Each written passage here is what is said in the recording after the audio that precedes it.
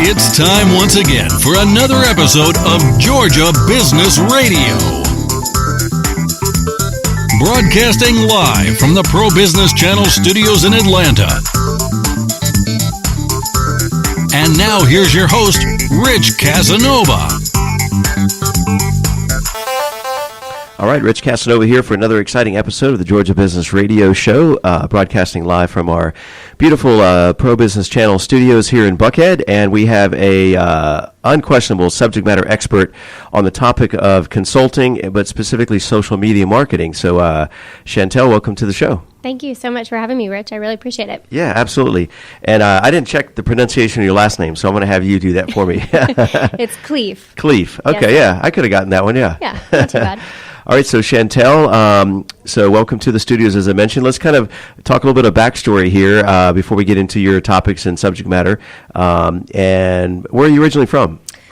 Well, I moved every 2 years when I was younger, so don't have a traditional home in a sense, or place that I'm from, but my family's in Florida, so high school and college in Florida, if that helps. All right, nice. Yeah, I was born in Miami. Nice, okay. Yep, but at 13 months old, I decided to move out of Miami, yeah. So, but still a Floridian, lived in Central Florida, but it's not about me, it's about Shantel.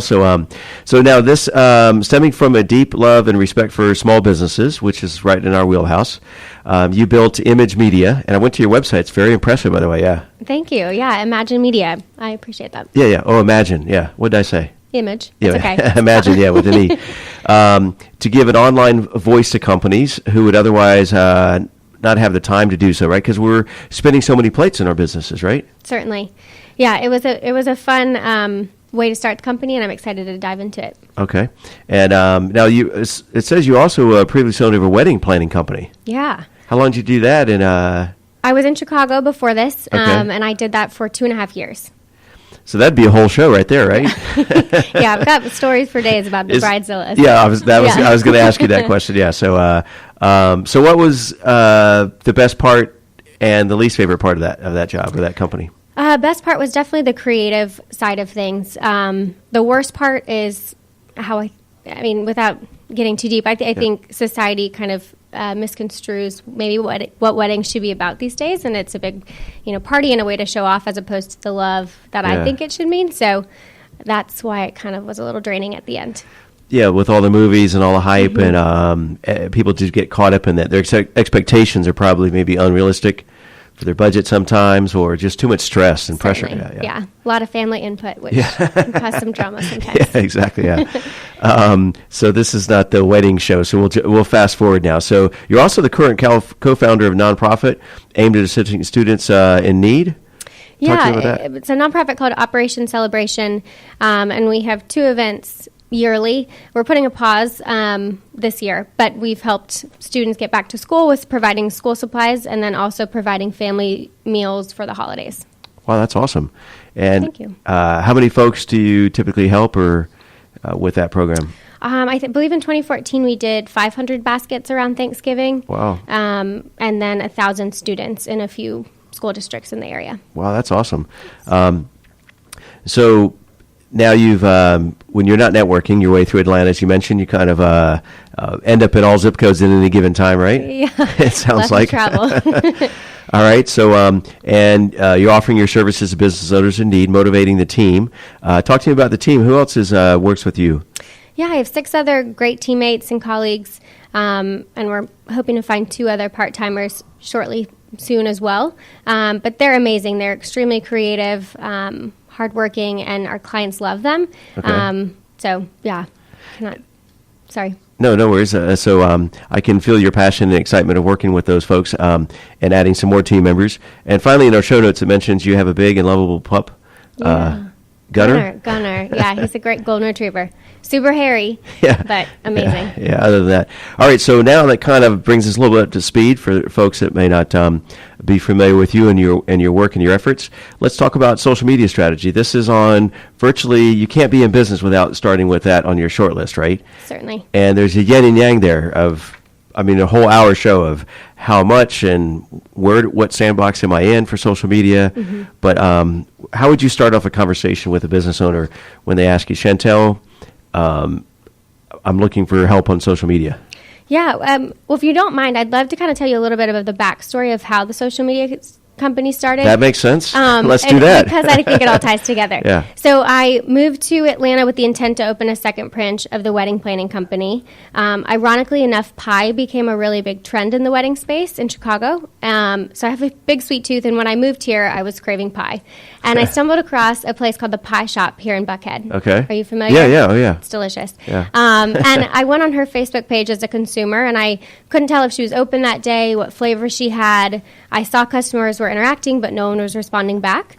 So I didn't want to drive across town to find out. Right. So it started to spark this idea that, especially businesses here in Atlanta weren't really utilizing social media effectively. And I had seen success using social media and Pinterest for the wedding planning company. So I stumbled in a few weeks later, ended up talking to the owner and asked her if I could help her develop her online presence because she needed to be building those relationships and interacting with her customers because essentially they're her brand advocates and raving fans if they feel loved and cared for and supported and has a great product. So it started there. Fast forward 2.5 years, when you ask about the strategy, every client is very different in regards to what they need, what platforms we should be working on, how often we should be posting. So there's not certainly a one-size-fits-all package for clients, but we spend a ton of time onboarding up front, getting to know them and their needs and their KPIs and objectives so we can build out that strategy. Yeah, you really have to kind of reverse engineer a little bit, right, and figure out, and every business not only being different, but their social media should reflect their culture, Absolutely. Their brand, and also where their customers or clients are hanging out. Yeah, the demographic has a huge play in that. If they find that most of them are 45 and up, or living in a certain area code, or then we tailor that. Which platforms we're posting on accordingly. And again, that's in our onboarding questionnaire. We dive deep into who their perfect client is and their customer base, so then we know how to speak to them effectively. And you mentioned area codes. I was talking zip codes earlier, so it got me thinking. No, but that leads me to the question: is what percentage, or roughly how many folks are working with you here within Metro Atlanta, as opposed to outside the market? Yeah, so our industries primarily are retail, food and beverage, and e-commerce, and we certainly started locally with the mom and pop shops. I'd say it's about 75% here and 25% nationwide. We've just started to attain some of the larger clients that ship nationwide. So. Yeah, because also I would imagine it happens just organically where you work with a client based here. They have other locations or outside of the market. Certainly. Yeah, 92. I think it's the crazy, weird statistic, but 92% of our clients are actually all word-of-mouth referrals, which I think speaks, again, volumes to the team that I work with because they are sincerely so invested in all of our clients and care, and so those referrals naturally come from the clients. Yeah, and it has sparked this local passion that before I moved here I didn't anticipate having. There are so many amazing places here in Atlanta that have opened or opening, and I feel like there's such a great community now here. Yeah, absolutely. So in terms of social media networks, how do you determine where those businesses, where their focus should be, I guess? Well, most of our clients are B2C, so on average, we typically suggest Facebook, Twitter, Pinterest, and Instagram. For more B2B clients, we would also incorporate LinkedIn and maybe chop out Instagram and Pinterest. So again, we build custom proposals for every client based on their industry needs, target market, and budget. So it's, again, a lot of that onboarding and getting to know the client before I would say this is what you should do. Okay. So I'm looking at your site with, you do have a number of people in the food and beverage business. Buckhead Paws, we've had those folks in here in nice. Buckhead, but Tin Lizzie. So can you kind of give a little case study? Who maybe jumps off the page? Because, again, it is case by case, but if they're in the food and beverage, some of these folks on your site, what's the average engagement look like? Well, so every client, the KPIs and kind of the ROI is a little bit different based on what they're looking to attain. Sometimes it's brand awareness, so that would go more into the engagement and the follower count, and how many people are interacting with their posts. Whereas others, the direct sales is the more important bottom line. And so for an example, Buckhead Paws, someone calling in because they saw an Instagram post and booking their services of dog walking would be a great KPI for us. One in particular, we're working with an amazing, beautiful ring jeweler in LA named Kurt Kara, and we started with them 6 months ago, and over that 6 months, we've grown, I think, 8,000 followers, and the engagements, per post used to be 50, and now it's close to 300 and multiple comments. So there's just different ways to leverage and measure the ROI. Yeah, and speaking of that, we had some folks in earlier. We were talking about SEO, that whole conversation. So as the business professional, a lot of times we get caught up in everything has to be measured, and I have to be able to track something in order to be a value.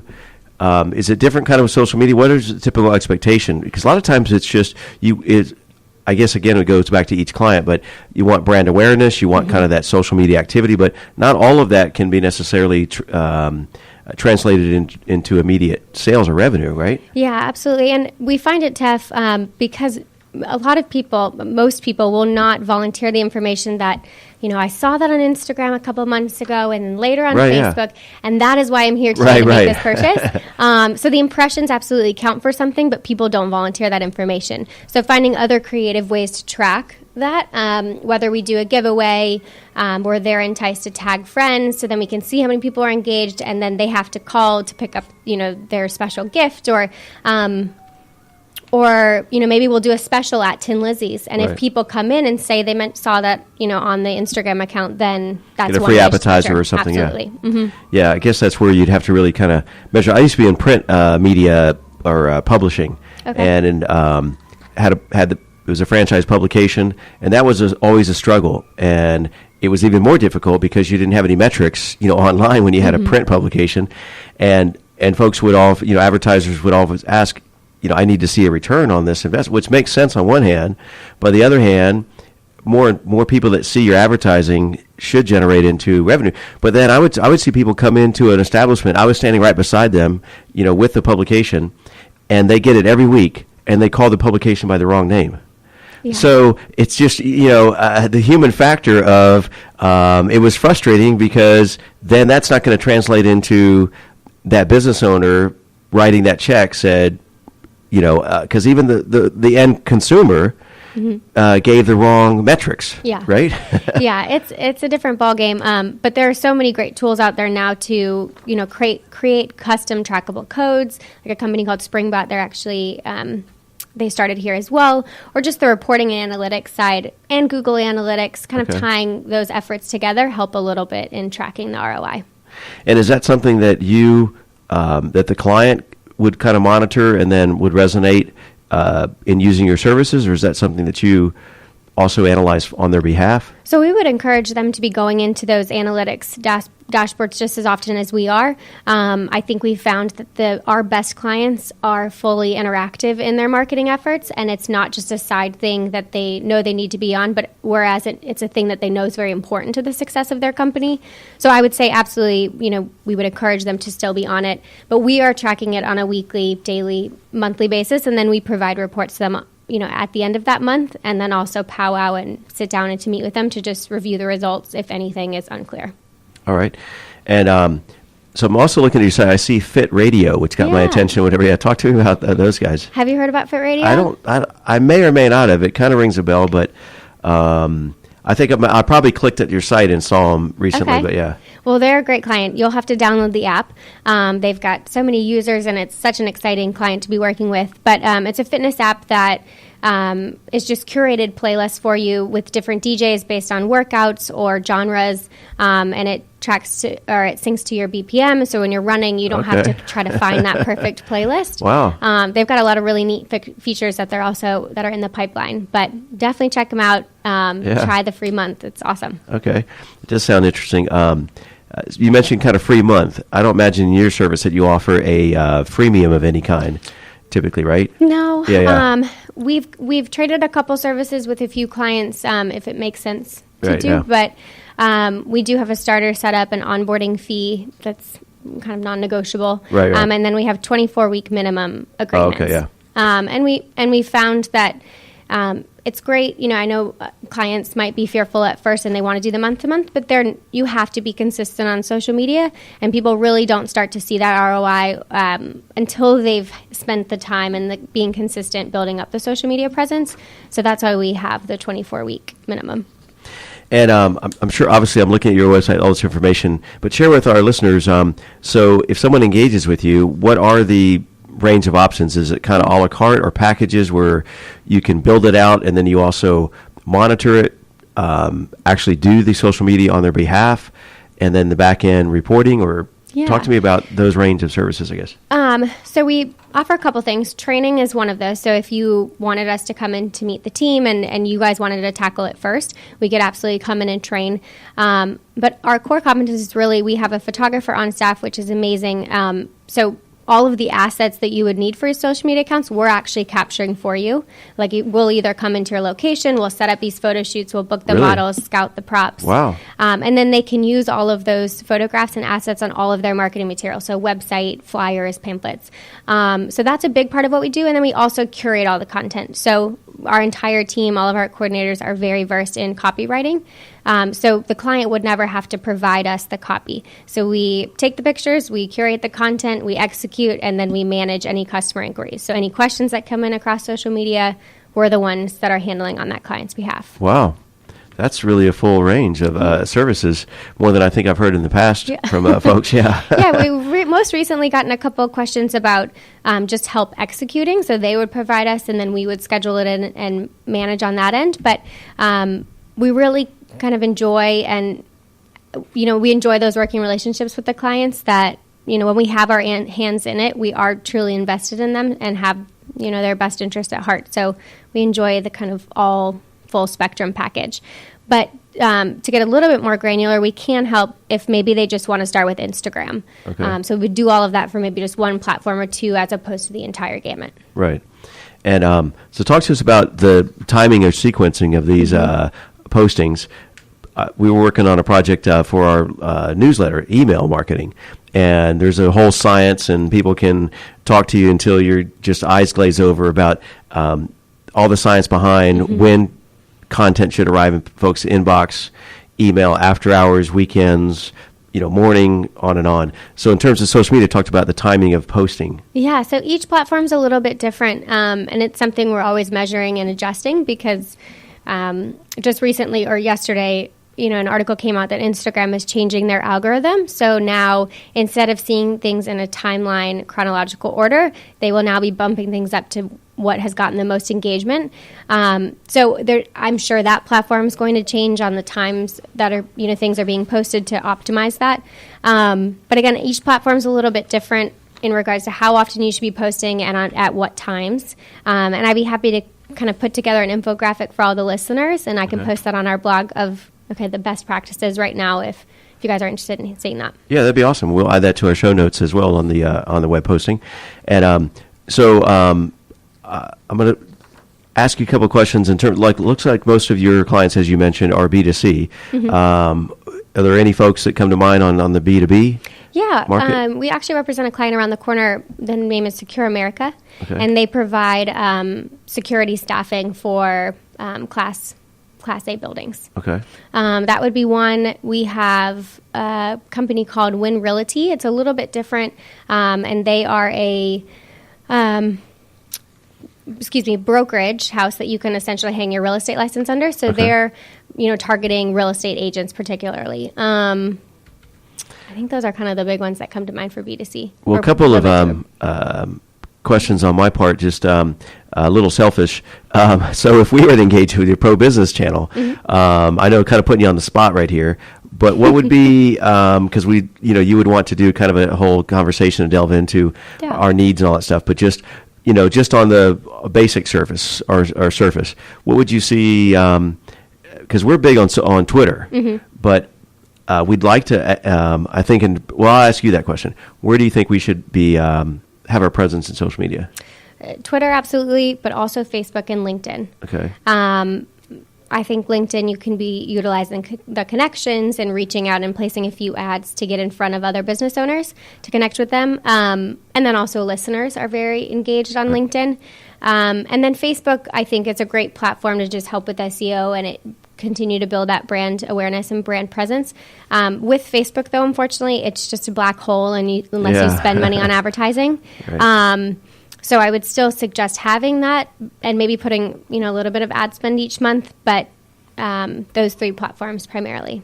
Yeah, and I would rank them, we've just, for whatever reason, invested so much into Twitter, sort of activity, built the audience there, the following and so forth. And but if I were to do it over again, I would have put more emphasis into LinkedIn because, and I'd rank them in that order, probably LinkedIn, Twitter, and then Facebook. Facebook, correct me if I'm wrong, but is really kind of definitely more that social. It's like that backyard barbecue. A lot of your brands are perfect for that when it's kind of lifestyle and social and fun, entertainment. We're not so much of those as it is kind of these business conversations. So people on Facebook don't really want to hear about these type of conversations, but on LinkedIn, that's where all of the blogging and posting and activities going on, right? Yeah, and I mean, I think for this business, particularly on Facebook, it could be served kind of more as the blog of directing people to the webpage or providing insightful articles about starting a business or hiring teammates. I think those also could be posted on LinkedIn. Yeah. But yeah, it's tough on Facebook, to be honest with you. Yeah. But like you said, you can't deny their audience and the behemoth size that they are. So, I mean, in terms of SEO, it probably does behoove us to be on there. Right. And then you have to think, early adapters. So who are the adapters now or users of Facebook now? And they might be a little bit older versus Instagram. And so if you want to try to target, people in that demographic, that still might be a good platform for you. All right. Just want to remind our listeners listening to Georgia Business Radio, we're having a conversation with Shantel Khleif. Yes, sir. All right. And with a question mark. But no, she's been just a wealth of information here on the show, talking about everything social media. If you're looking for those services, how would folks reach out to and find you? Oh, well, they can certainly follow us on all the social media channels by searching Imagine Media Consulting.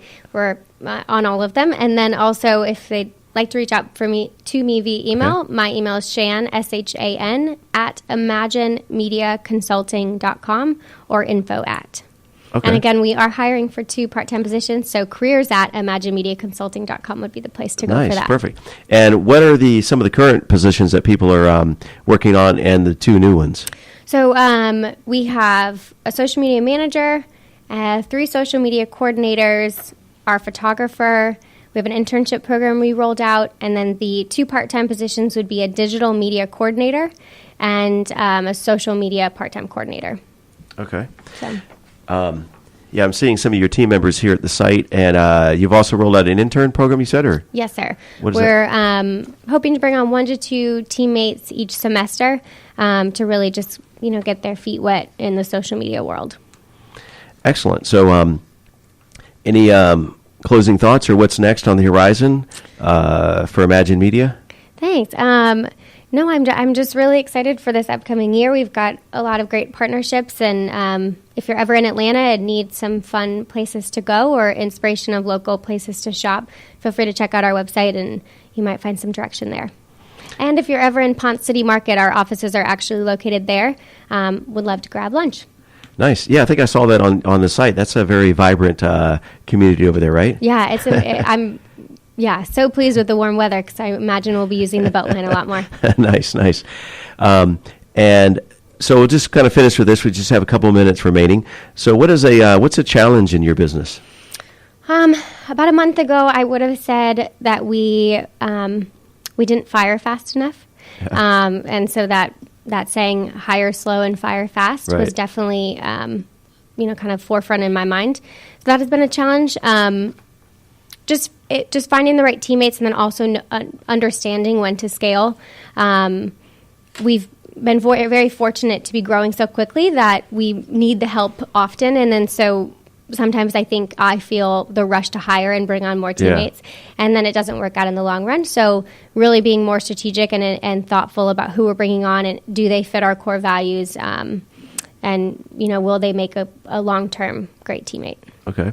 And then finally, what's a good day look like for you over at Imagine Media?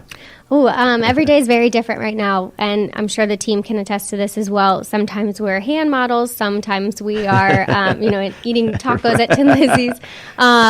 Every day is very different, but a perfect day for me, I really enjoy networking, meeting other business owners and learning from them as well. And then interacting and being creative with the team, so helping out with photo shoots and kind of still having that creative element that I did love in the wedding planning business. Okay. And I said last question, but you raised the topic networking. Okay. What's on the short list or recommendations, or is there organizations you're involved in or networking groups or events that you enjoy or you would give a shout out to, as they say? Have you heard of Network Under 40? Yeah, I just actually went to the event last night, Nice, Networking okay. Over 40. Awesome.